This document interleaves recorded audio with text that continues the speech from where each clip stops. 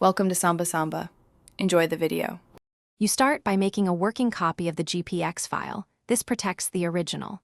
Next, open it in a GPX-aware app, desktop GIS, a bike computer utility, or a phone viewer, because visual inspection reveals broken tracks and missing waypoints. Once open, scan timestamps, coordinate order, and elevation units. These details determine later fixes. If the file won't load, try a lightweight parser or text editor to confirm XML integrity.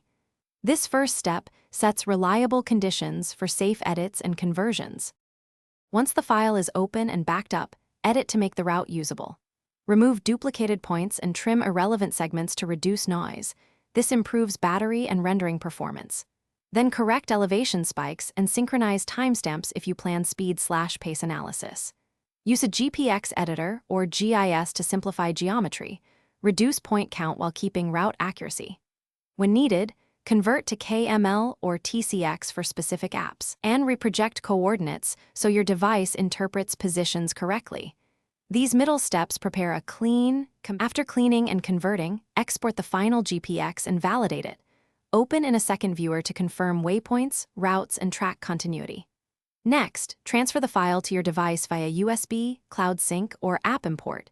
Make sure the device supports the file variant. Test by following a short segment to confirm guidance and elevation. If things go wrong, mismatched route, or missing elevation, reproject the coordinates to the correct datum. Fix time zone offsets or resample timestamps. Those fixes resolve most common errors. Thanks for watching. Consider subscribing if we helped you.